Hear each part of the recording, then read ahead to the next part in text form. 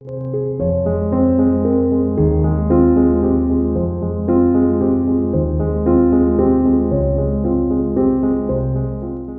qu'il faut apprendre des cèdres parfumés.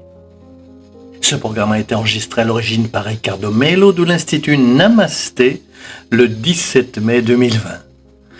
Les audios sont préparés par les volontaires de la Pilule de l'Évangile et notre équipe de collaborateurs a toujours besoin d'aide. Soyez vous aussi volontaires de notre cause. Rejoignez notre page sur Facebook, Pilule de l'Évangile. Bonjour mes chers amis, bonjour et rebonjour. Avec beaucoup d'affection, je commence une nouvelle pilule. Lumière et paix à vos cœurs, à vos vies et surtout à ceux qui suivent la pilule. Maintenant, nous avons aussi l'évangile à la maison en direct tous les matins. Aujourd'hui, je voudrais parler de l'attitude que nous développons dans la vie face à l'adversité. Hier, lors d'une discussion avec mon épouse Fabienne, à propos de la vie, je me suis souvenu d'une très belle phrase qui m'avait frappé quand je l'ai entendue pour la première fois, il y a environ 20 ans. Elle disait ceci: « Apprenez à être comme le cèdre qui parfume la hache qui le blesse. » Quelle phrase profonde! Pour ceux qui ne le savent pas, les cèdres sont des beaux arbres anciens. Les célèbres cèdres du Liban, par exemple, ils enchantent les histoires et l'imaginaire des contes arabes et sont des arbres parfumés. Chaque fois que la hache coupe le bois de cet arbre, il dégage une odeur très agréable. La métaphore de la nature est très grande et au fur et à mesure que nous nous spiritualisons, les douleurs et les défis que nous rencontrons sont comme la lame tranchante de la hache sur le cèdre. Ils peuvent trouver en nous le fiel, symbolisé par l'angoisse, la révolte et le désespoir de ne pas savoir quoi faire et de ne pas se connecter avec Dieu, qui est en nous, où nous pouvons nous connecter avec notre présence sacrée, notre moi divin, et remplacer ce fiel naturellement par le parfum de l'espoir et de l'amour.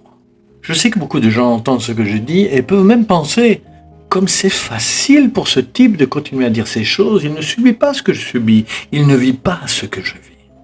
C'est toujours la même et vieille histoire. Désolé, mais si vous voulez participer au concours pour voir qui souffre le plus, vous perdrez, c'est certain.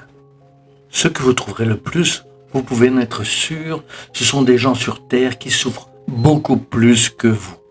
J'ai perdu quelqu'un de ma famille. Beaucoup de gens ont perdu toute leur famille. J'ai perdu un bras. Beaucoup n'ont qu'un bras. J'ai des problèmes financiers. Beaucoup d'autres n'ont pas mangé depuis longtemps.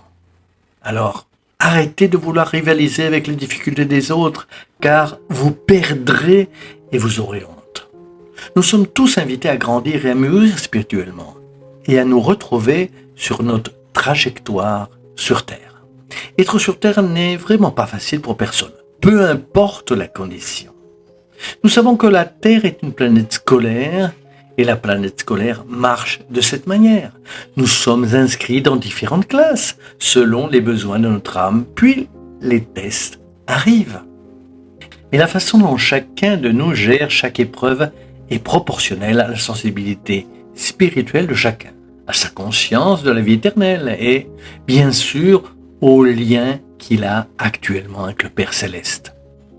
Au fur et à mesure que nous comprenons le message rénovateur de Christ, qui nous invite à vivre avec lui, il est clair que les douleurs ne cessent pas d'être ressenties, mais elles font moins mal, elles pèsent moins, car le parfum de notre espérance et de notre foi diminue, ce qui apparemment était trop grand.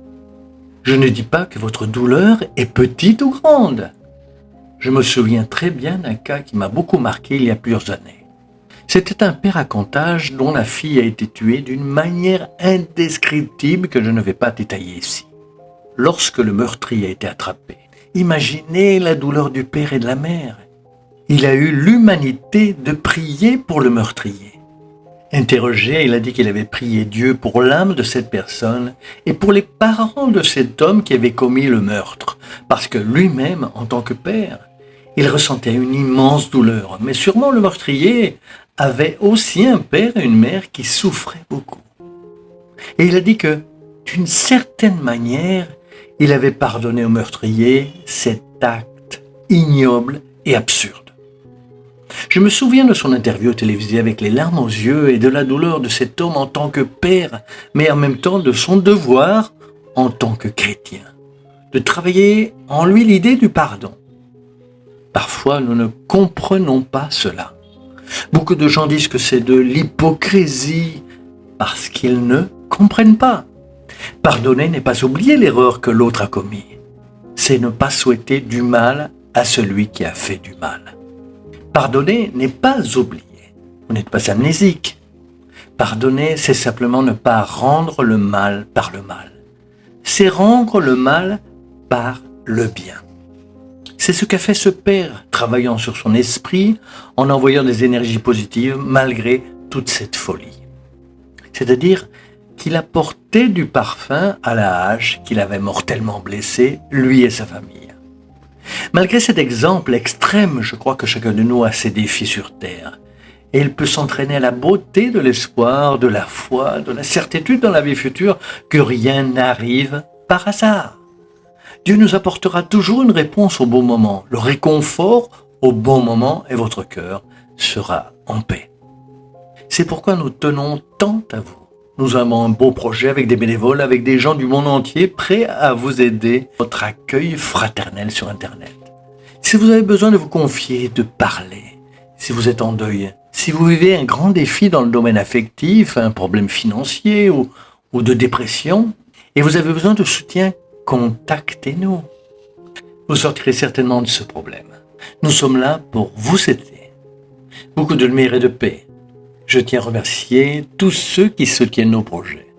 Je vous remercie ici car nous n'avons que la pilule, l'application et le projet social qui aide plus de 100 organismes de bienfaisance actuels grâce à nos cours et nos activités.